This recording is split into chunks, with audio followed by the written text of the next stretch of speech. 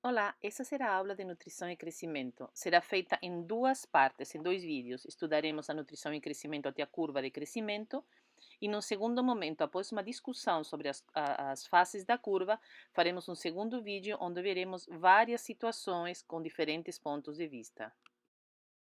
O objetivo dessa aula é conhecer a fisiologia como elemento importante para entender o desenvolvimento e a patogenicidade bacteriana, assim como conhecer a curva de crescimento e sua importância em diferentes situações, então, no segundo vídeo. Quando nós falamos em crescimento, referindo-nos a organismos unicelulares, como bactérias, por exemplo, estamos nos referindo ao aumento do número de indivíduos presentes numa população, bem diferente dos outros seres vivos, onde uma linda semente vira uma árvore, é, então qualquer espécie ela aumenta de tamanho, então ninguém viu uma bactéria gorda andando por aí. Então a bactéria apenas aumenta do tamanho, da massa, quando está prestes a uma divisão binária. E para isso tem que haver síntese de proteínas, de polissacarídeos, de lipídios, de ácidos nucleicos. Mas para que isso aconteça também é possível se vai ter esses nutrientes presentes no ambiente onde ela se encontra. Mas o aumento da massa é mínimo. Então é bem diferente a qualquer outro ser vivo, onde há um aumento de tamanho visível. É muito importante para quando nós queremos fazer o cultivo e o crescimento de um microorganismo, termos muitos cuidados desde a coleta de amostra, no preparo, tanto na própria coleta em si, sabendo as características para aquele microorganismo, dependendo do objetivo que nós temos, o transporte dessa amostra, o tempo que vamos demorar até o laboratório de uma manipulação e outra, e a atmosfera na qual nós vamos manipular de acordo com as necessidades daquele microorganismo e do nosso objetivo. Então, o conhecimento dessas necessidades nutricionais das bactérias é muito importante para o seu cultivo, tanto seja para um laboratório de identificação bioquímica microbiana, quanto para você crescer na obtenção de algum produto industrial. Não obstante, há bactérias, embora com todo esse conhecimento que nós temos, há micro-organismos que não são cultiváveis in vitro, como por exemplo o Mycobacterium leprae e o Treponema pallidum. Os nutrientes essenciais que devem estar presentes em um meio de cultivo, eles podem ser divididos de maneira didática em diferentes classes, de acordo com o papel no seu metabolismo.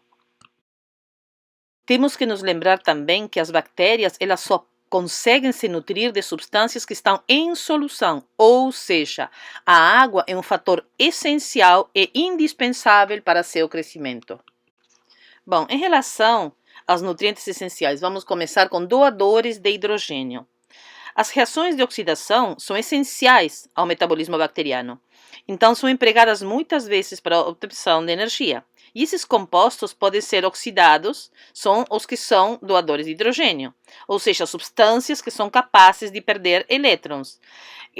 Tanto podem ser orgânicos, como por exemplo açúcares, álcoois, aminoácidos, quanto inorgânicos, como nitritos, sulfitos, enxofre e o próprio hidrogênio.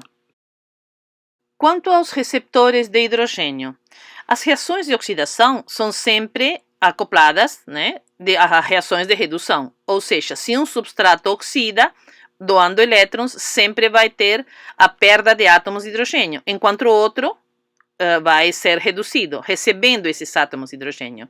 Então, existem vários compostos que são capazes de funcionar como receptores de hidrogênio nesse metabolismo bacteriano. Alguns exemplos: oxigênio, sulfatos, nitratos e os mesmos compostos orgânicos. Quanto a fontes de energia, as bactérias são células extremamente versáteis e elas podem utilizar uma grande variedade de compostos como fonte de energia. A maioria das bactérias, elas obtêm a energia a partir de compostos orgânicos. Existem ainda bactérias que são capazes de utilizar compostos inorgânicos e bactérias fotossintéticas que vão utilizar a luz como fonte de energia. A fonte de carbono é indispensável a síntese dos componentes celulares para qualquer organismo vivo e é exatamente igual para as bactérias. E ele deve ser fornecido, a bactéria também, na forma de um composto orgânico ou inorgânico. Orgânico, como por exemplo açúcares, ou inorgânico, como no caso de CO2. As bactérias, elas são capazes de utilizar o CO2 como única fonte de carbono e isso são chamadas de autotróficas, enquanto as que, além do CO2, elas necessitam uma outra fonte de carbono, elas são as heterotróficas. E então tem uma coisa que é bem importante ressaltar, que os compostos não são apenas um doador de uma coisa ou doador de outra. Então os compostos eles podem ser, o mesmo composto pode ser fonte de carbono, pode ser doador de hidrogênio, pode ser a fonte de energia. Então, vamos ver fazendo um resumo aqui, as autotróficas e heterotróficas. Então as autotróficas são aquelas que utilizam o CO2 como fonte de carbono.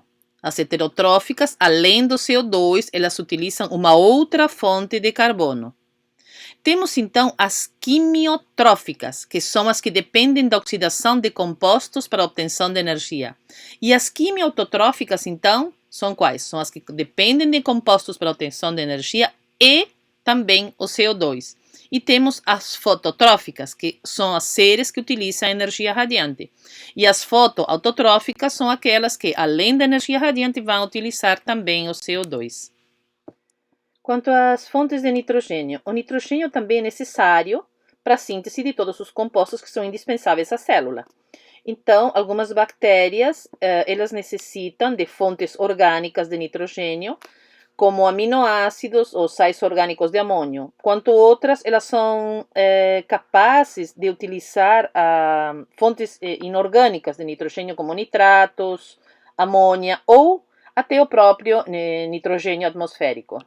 Também existem outros compostos que elas necessitam para seu crescimento, cada uma com sua característica, e esses poderiam ser fontes de enxofre e de fósforos, normalmente fornecidos como sulfatos ou fosfatos.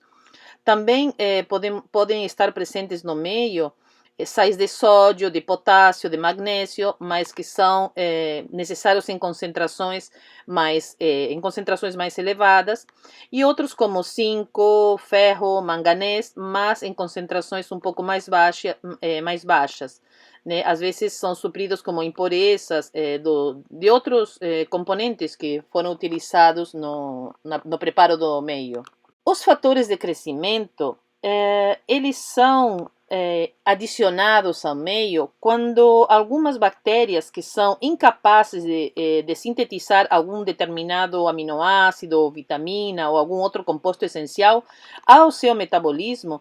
Então, essa substância, esse ingrediente, ele deve ser adicionado ao meio de cultivo, como esse fator de crescimento, para que possa ela se desenvolver.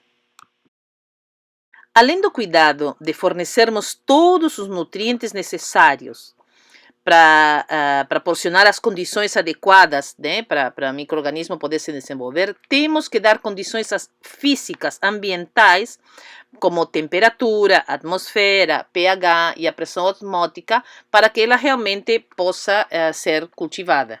Em relação à temperatura, as bactérias, por exemplo, de interesse para a saúde, elas apresentam um melhor crescimento em temperaturas entre 20 e 40 graus. Por quê? Porque a faixa de temperatura corpórea, né? Nós temos uma temperatura de 36 graus. Então, esses que crescem entre 20 e 40 graus são denominados de mesófilas. Existem outras bactérias, que são as psicrófilas, que vão crescer bem a temperaturas baixas, por exemplo, temperaturas de geladeira, em torno de 10 graus. E as termófilas, que vão ter um melhor crescimento entre 50 e 60 graus, ou seja, a mais altas temperaturas. Mas em outras áreas nós temos, e mesmo envolvendo no nosso dia a dia, micro-organismos que vão crescer de menos 35 a mais 90 graus. Já vamos ver então essa classificação de acordo com a temperatura de psicrófilas, mesófilas e termófilas. Vamos começar então pelas psicrófilas, aquelas que eu falei que cresciam bem a baixas temperaturas e como exemplo de temperaturas de geladeira. Então tudo que estraga numa geladeira normalmente são micro-organismos psicrófilos. A faixa de temperatura, então, que elas crescem, a temperatura ótima para elas seria de 10 a 15 graus, que seria a temperatura ótima para elas. Mas elas crescem numa faixa de 0 até 20 graus, ou seja, em torno de 10. Dentro das psicrófilas, existe um grupo chamado de psicrotrófilas, que elas crescem bem a uma temperatura entre 0 e 7 graus Celsius, mas com velocidades de crescimento diferentes, que as divide em europsicotróficas e esteropsicotróficas. As europsicotróficas são aquelas que não formam colônias visíveis até o 6º ou 10º dia de sua incubação, como por exemplo Enterobacter cloacae, Yersinia enterocolítica e Hafnia alvei. Já as esteropsicotróficas, elas formam colônias visíveis em até 5 dias, né, na mesma temperatura, como por exemplo a Pseudomonas fragile e a Aeromonas hydrophila. Continuando a nossa classificação quanto à temperatura, então temos as mesófilas, que elas crescem numa temperatura ótima, como eu falei antes, entre 20 e 40 graus. Mas elas conseguem se desenvolver no mínimo de 5 a 25 graus e no máximo de 40 a 50 graus. Nada é estanque, tudo tem faixas bem mais amplas. E temos também as termófilas, que elas crescem a temperatura ótima de 45 a 65 graus, mas crescem no mínimo de 35 a 45 graus e no máximo de 60 a 90 graus Celsius.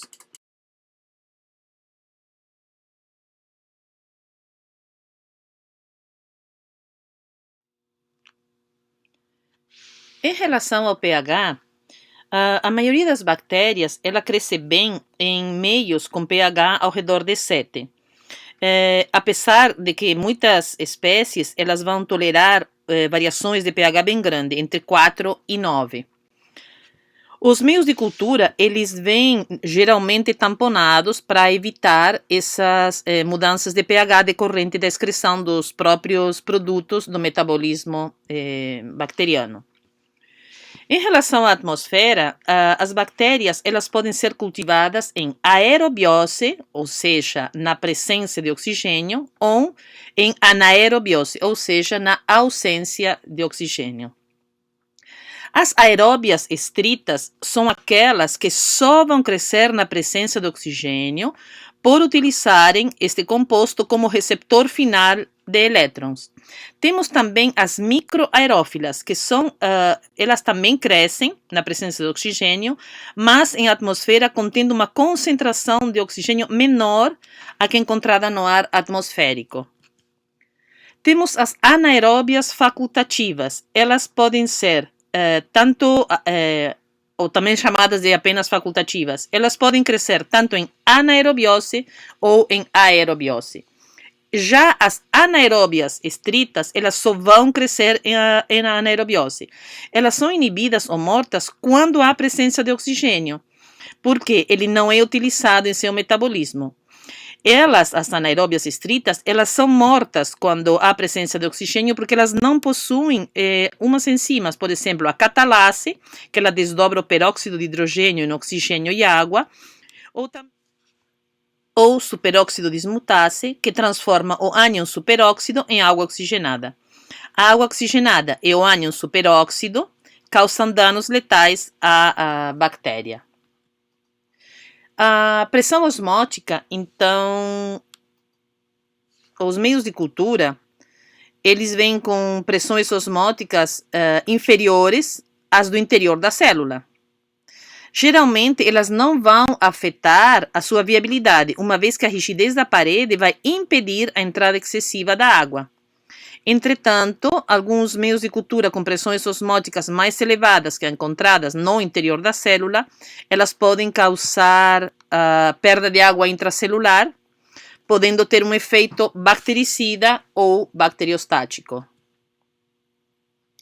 Em relação ao crescimento, a maioria das bactérias, elas, sobre condições ótimas, claro, elas vão se dividir a cada meia hora. Entretanto, existem algumas exceções, como, por exemplo, a Mycobacterium tuberculosis, onde o tempo entre as duas divisões consecutivas vai ser de 12 horas. E a rapidez com que as bactérias se multiplicam faz com que atinjam números elevados em questões de horas. E quando as bactérias são cultivadas em meios líquidos, o seu crescimento ele vai causar o quê? Turvação. Então, denomina-se cultura bacteriana a essa população distribuídas no meio. O crescimento no meio sólido, ele vai permitir a obtenção de UFCs de bactérias isoladas. Ou seja, cada UFC ou colônia vai constituir uma população bacteriana que é visível ao olho nu. Por divisões sucessivas. Então, aqui temos 3 fotos do meio líquido, um meio semissólido no meio e um meio em placa sólido à direita. Nós vamos ter vídeos específicos para meios de cultura, onde nós vamos ver o que é, né, o meio de cultivo, que são necessários para o isolamento e conhecimento das bactérias, o que é um meio complexo, diferencial, sintético e seletivo. Então, vamos ter os vídeos específicos para isso. No laboratório, é muito simples cultivar bactérias aeróbias ou facultativas, já que o oxigênio está presente no ar. Mas o cultivo de bactérias anaeróbias ou microaerófilas requer, assim, um certo cuidado e uma manutenção da atmosfera que vai ser ou isenta de oxigênio ou pobre em oxigênio. Essas atmosferas podem ser obtidas pelo uso de jarras especiais onde o ar é substituído por uma mistura de gases onde não contém oxigênio ou com teor reduzido desse gás. Outra possibilidade é o emprego de meios específicos que têm agentes redutores como meio de tioglicolato. É um meio semissólido que contém tioglicolato, que é um agente redutor e um indicador de presença de oxigênio como o azul de metileno. Esse meio, por exemplo, apresenta condições de anaerobiose na porção inferior do tubo e aerobiose na superfície, prestando-se, portanto, ao cultivo de bactérias aeróbias, anaeróbias e facultativas. O que nós podemos fazer no laboratório, um recurso que nós utilizamos mais em conta, seria, por exemplo, uma placa onde você quer cultivar com microaerofilia, você coloca a placa ou os tubos dentro de um saco plástico e veda ele. Então, dentro desse saco plástico, o oxigênio vai começar a ser consumido por outras, mas no fundo do meio, se no caso for um meio seletivo, elas cresceriam apenas na parte inferior do meio. E para a anaerobiose, um recurso que temos utilizado bem em conta é simplesmente uma lata de tinta limpa nova e uma vela. Então você coloca as placas dentro dessa lata, coloca a vela, acende e fecha a lata. O fogo ele vai consumir o oxigênio, gerando uma anaerobiose dentro do interior dessa lata. E as bactérias então anaeróbias vão conseguir se desenvolver de uma maneira bem baratinha. O crescimento microbiano, ao se desenvolver no meio adequado, ele vai passar por 4 fases de crescimento bem características, como podemos observar nesse gráfico, nesse slide. Então, temos o logaritmo do número de bactérias e, no outro eixo, o tempo. Nós podemos observar, então, as fases do crescimento. Temos a fase A, lag, a fase B, log, ou exponencial, a fase C, ou estacionária, e a D, de declínio ou morte. Vamos ver, então, cada uma delas. A fase A, ou fase lag, ela começa imediatamente após a inoculação do micro-organismo no meio. As células, então, começam a se ajustar às condições físicas, aos nutrientes que estão disponíveis ali no meio onde elas foram colocadas. Elas têm que se adaptar. Então, é uma fase de adaptação. Então, elas começam sintetizando enzimas, coenzimas, que são necessárias ao seu crescimento. Durante esse período, não ocorre a divisão celular, ou seja, não há o aumento de indivíduos da população. Então, esse número vai permanecer inalterado. O que existe é uma intensa atividade metabólica para a adaptação dessa bactéria ao meio onde ela se encontra. À medida que as células vão se adaptando ao meio, elas começam a sintetizar componentes celulares, aumentando sua massa para começar a se dividir. E o aumento do número de indivíduos no final dessa fase lag é bem gradual, uma vez que todas as células então vão completar a sua adaptação, que não é exatamente ao mesmo tempo. Então, há uma interface ali entre a fase A e B, onde há esse início, onde as células começam a se multiplicar. Então, quando todas as células estão aptas para se dividir em tempos regulares, vai começar a fase B, propriamente dita, que é a próxima fase. A fase B, chamada de log, logarítmica ou exponencial, ocorre logo após, então, a adaptação. Então, primeiro se adaptaram para poder começar a ter uma divisão constante e contínua de todas as células. Então, durante toda essa fase, as células se dividem em intervalos regulares de tempo, resultando no aumento exponencial do número de indivíduos dessa população. Durante a fase exponencial, o gráfico que relaciona o logaritmo do número de bactérias com o tempo, então, vai ser uma reta. Essa fase ela é intensa, há uma intensa multiplicação, e ela vai durar enquanto não houver limitação de nutrientes ou acúmulo de produtos tóxicos provenientes do seu metabolismo. Aqui, então, não vai acontecer uma morte celular, apenas uma multiplicação e um uso constante de todos os nutrientes e produção de subprodutos, de produtos tóxicos para a célula bacteriana. São produtos do seu metabolismo de crescimento. No final, então, dessa fase B, começa a haver a diminuição do ritmo de crescimento dos micro-organismos, né, bacteriano. E aí começa a fase C.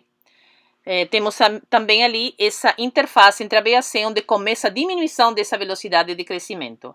A próxima, então, seria essa fase C, que seria a fase estacionária ou de equilíbrio, onde o número de indivíduos vai permanecer constante no decorrer do tempo. Nessa fase existe, então, o equilíbrio da taxa de morte com a taxa de divisões da população, e a sua duração vai ser variável dependendo não somente da espécie bacteriana, como também do meio de cultivo, das condições de cultivo e dos nutrientes disponíveis.